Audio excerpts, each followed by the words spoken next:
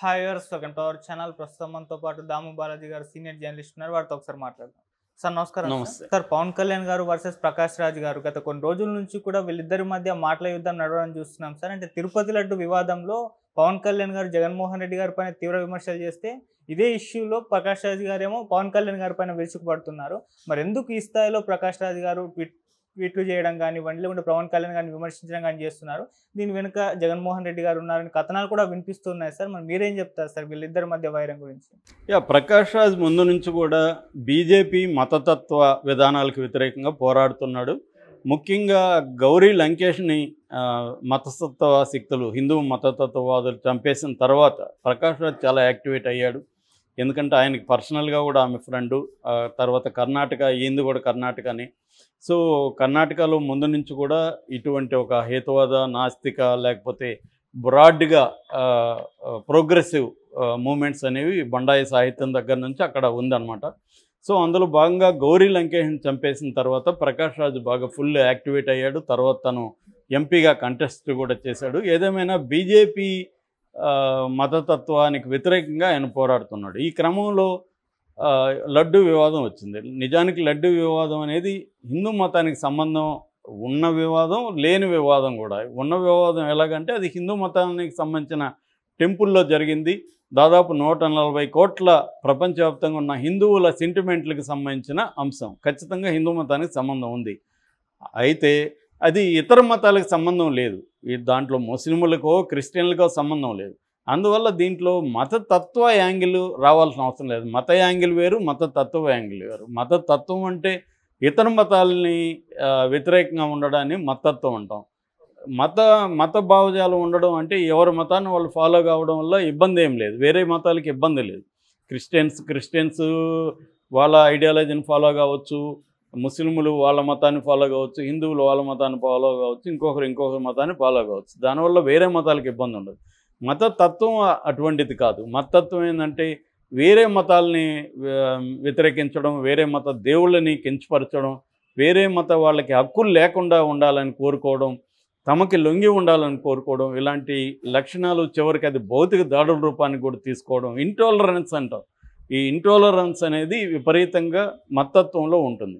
అలాంటి మతత్వాన్ని బీజేపీ కావచ్చు, ఆర్ఎస్ఎస్ కావచ్చు, ఇవి ఎప్పటి నుంచో ట్రై చేస్తున్నారు. వాళ్ళ ఓపెన్ గోలే హిందూ మతరాజ్యాన్ని స్థాపించడం, హిందూ రాష్ట్ర అనేది వాళ్ళ గోలు. సో ఇందులో భాగంగా ఏది దొరికినా వాళ్ళు ఉపయోగించుకుంటారు. కాబట్టి లడ్డు కూడా ఆ యాంగిల్లో ఉపయోగించుకున్నారు. కాకపోతే ఇక్కడ పవన్ కళ్యాణ్ మనకి రోల్ చూసుకున్నప్పుడు, పవన్ కళ్యాణ్ బిగినింగ్లో తను ఒక లెఫ్టిస్ట్ లాగా ఫీల్ అయ్యేవాడు.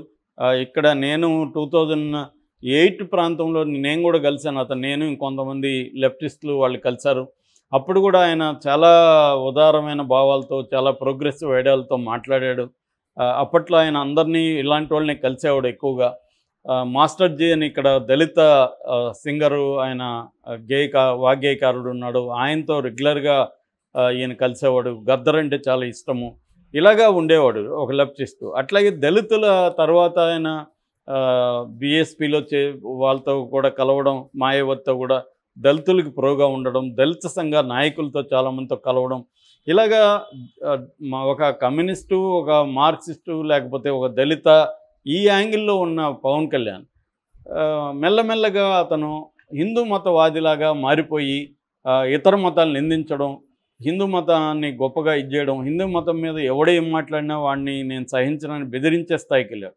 ఆయన పర్సనల్ లైఫ్ తీసుకుంటే ఆయన క్రిస్టియన్ అమ్మాయిని పెళ్లి చేసుకున్నాడు, అన్నా లెజ్నోని. ఆ పిల్లలు కూడా క్రిస్టియన్స్ లాగే పెరుగుతున్నారు. ఆయనే స్వయంగా నేను బ్యాప్టిజం తీసుకున్నాను రష్యాలో, నాకు అన్ని మతాలు సమానం అని కూడా చెప్పాడు.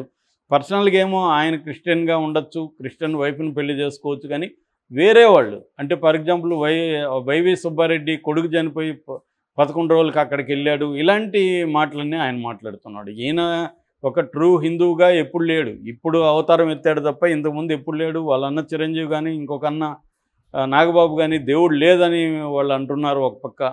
సో అతను అసలు హిందువుగా ప్రాక్టీసే లేదు అతనికి. అతను సినిమాల్లో చూస్తే కూడా హిందూయిజాన్ని కించపరిచే విధంగా పాటల్లో వాటిలంతా కూడా ఇప్పుడు బయటికి తీస్తున్నారు. ఇది క్లియర్గా హిందూ మతాన్ని, ఈ లడ్డు వివాదాన్ని పవన్ కళ్యాణ్ హిందూ కలర్ ఇచ్చి వేరే మతాలను కించపరిచే విధంగా ఆ మతాల్లో జరిగితే వాళ్ళు ఒప్పుకుంటారా, ఇవన్నీ మాట్లాడడం మొదలుపెట్టేసరికి ప్రకాష్ రాజు నేచురల్గానే తను హిందూ మతత్వానికి వ్యతిరేకం, తను కూడా హిందూ మతానికి వ్యతిరేకం కాదు. ప్రకాష్ రాజు కూడా హిందూ మతస్థుల్ని అతను ఎప్పుడు ఏం మాట్లాడలేదు. హిందూ మతతత్వాన్ని మాత్రమే ప్రకాష్ రాజు వ్యతిరేకించాడు. ఆ యాంగిల్లోనే ప్రకాష్ రాజు కూడా ట్వీట్లు చేయడం మొదలుపెట్టాడు.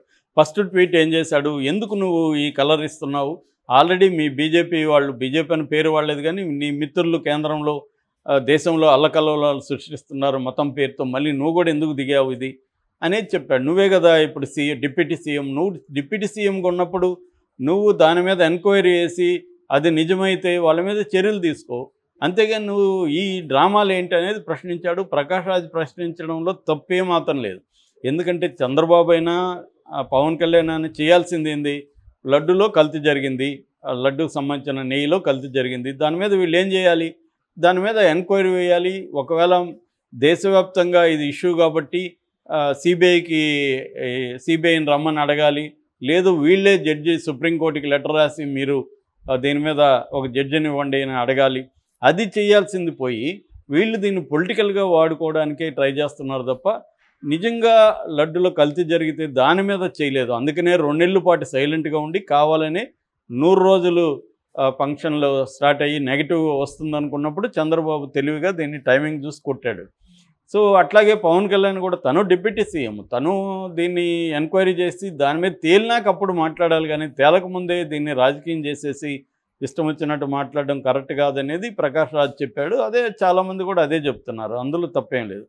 రెండవది, ఇతను స్పందించి ఆ ప్రకాష్ రాజ్కి ఏం సంబంధం అంటే ఈ దేశంలో ఏ పౌరుడికైనా సంబంధం ఉంటుంది. దాంతో మళ్ళీ అతను చెప్పాడు, నా ట్వీట్ని నువ్వు ట్విస్ట్ చేసి మాట్లాడుతున్నావు, మిస్ఇంటర్ప్రెట్ చేసి మాట్లాడుతున్నావు, నీకు అర్థం కాకపోతే ఇంకొకసారి చదువుకో అని కూడా అన్నాడు.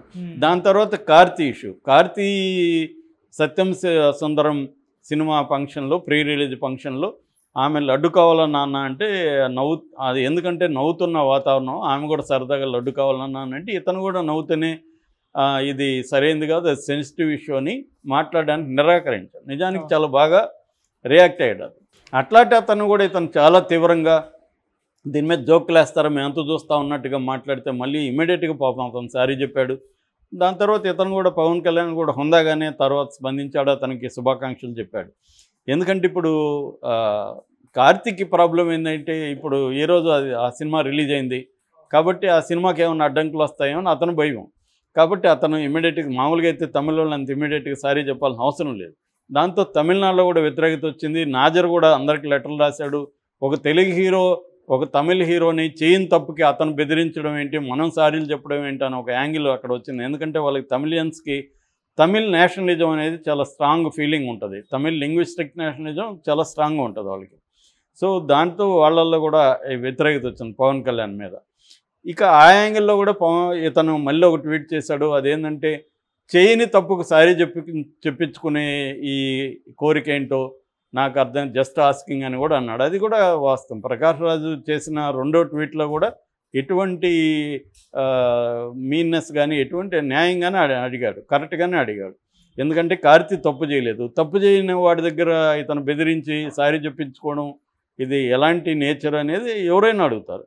ఇక 3వది కొత్తగా మళ్ళీ చేశాడు, అదేంటంటే ఇతను మెట్లు గడగడం ఇవన్నీ చూసి ఒకప్పుడు గెలిచే ముందు ఒక అవతారం, గెలిచిన తర్వాత ఇంకో అవతారం, ఏమిటి అవాంతరం, ఎందుకు మనకి అయోమయం, ఏది నిజం, జస్ట్ ఆస్కింగ్ అని ఇంకొక ట్వీట్ చేశాడు.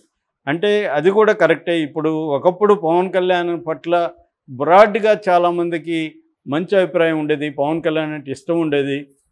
ఎందుకంటే ఇతను లెఫ్ట్లో ఉంటాడు, ఇతను కొంత డిఫరెంట్గా ఉంటాడు, రెగ్యులర్ పొలిటీషియన్ కాదు, కొంత డిఫరెంట్ పాలిటిక్స్ని కొంత ఐడియలిజంని ఇతను జనాల్లోకి తీసుకెళ్తాడు అన్న అభిప్రాయం ఉండేది చాలామందికి. సో కానీ మొన్నటితో కొంచెమైనా ఉంటే అదంతా కూడా పటాపంచలైపోయింది. ఇతను భయంకరమైన హిందూ మతత్వవాదిలాగా అయిపోయాడు. ఒకప్పుడు చెగువెరాని పెట్టుకొని చెగువెరా నా ఆదర్శం అని చెప్పుకుంటున్న పవన్ కళ్యాణ్ ఇవాళ భయంకరమైన బీజేపీ వాళ్ళకంటే కూడా ఎక్కువ బీజేపీ వాళ్ళు కూడా చేయలేదు ఇతను చేస్తున్న పనులు.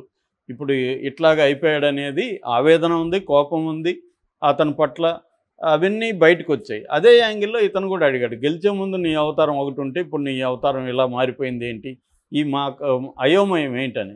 నేను చాలాసార్లు చాలా వీడియోల్లో చెప్పినా తనకు క్లారిటీ ఉంటుంది. ఎవరికి పవన్ కళ్యాణ్కి తనేంటో తెలుసు, తన గోల్ ఏంటో తెలుసు. కానీ ప్రజల్ని ఇతరులని అతను కన్ఫ్యూజ్ చేస్తూ ఉంటాడు. ఎప్పటికప్పుడు కన్ఫ్యూజ్ చేయడంలోనే అతను సక్సెస్ ఉంది. ఎందుకంటే అతను కన్ఫ్యూజ్ చేయడం ద్వారా ఎవరు కూడా తనని గట్టిగా వ్యతిరేకించే పరిస్థితి క్రియేట్ అవ్వదు. ఆ కన్ఫ్యూజ్ చేయడానికి అతను శేషేంద్ర ధర్మ కవితలను కోట్ చేస్తుంటాడు, గద్దర్ని ఇచ్చేస్తుంటాడు, లెఫ్ట్ అంటాడు, చెగువెర అంటాడు, మాయావతి అంటాడు, మళ్ళీ అవసరమైనప్పుడు బీజేపీ అంటాడు. అతనికి ఏ అవసరం వస్తే దాన్ని బట్టి మారే ఒక ఓసరవిల్లి టైపు తప్ప అతను ఇంకేమీ కాదు. చాలామంది ఏమనుకున్నారంటే భిన్నమైన రాజకీయ నాయకుడు అనుకున్నారు. అతను భిన్నమైంది ఏమి కాదు. అతను ముందు నుంచి కూడా నేను కూడా చెప్పాను ఇంతకుముందు కూడా, అతను చంద్రబాబుకి ఉపయోగపడేదానికే తన రాజకీయ పార్టీని కూడా స్థాపించినట్టుగానే మనకు అర్థం చేసుకోవాలి. చంద్రబాబుకు ఉపయోగపడమే ఇప్పటివరకు అతను చేస్తున్నాడు. తనకు కూడా తాను పెద్దగా ఉపయోగపడలేదు. ఇప్పుడు తన గోల్ అయితే ఉంది, మెల్లగా సీఎం కావాలనేది గోల్ ఉంది. ఆ వైపుగా అతను ప్రయాణం ఉంది. కాబట్టి అతను ఏదో కొత్తగా మత్తత్వ అయిపోయినాడనే వాళ్ళు ఆ భ్రమలు పోయినాయి, వాళ్ళకి భ్రమలు పోయినాయి తప్ప ఇతనేం కొత్తగా మారిందేం లేదు. ముందు నుంచి కూడా ఎప్పుడు కూడా అతను ఒక స్థిరమైన అభిప్రాయం ఎప్పుడు లేదు. ఆయన ఎవరు రవితేజన అతను కూడా ఇతనితో చాలా కాలం ఉన్నాడు. అతను కూడా అనేక వీడియోల్లో ఎక్స్ప్లెయిన్ చేశాడు పవన్ కళ్యాణ్ క్యారెక్టర్ ఎలా ఉంటుందని. సో దాంట్లో భాగంగానే అతను ఎక్స్పోజ్ అయ్యాడు. పవన్ కళ్యాణ్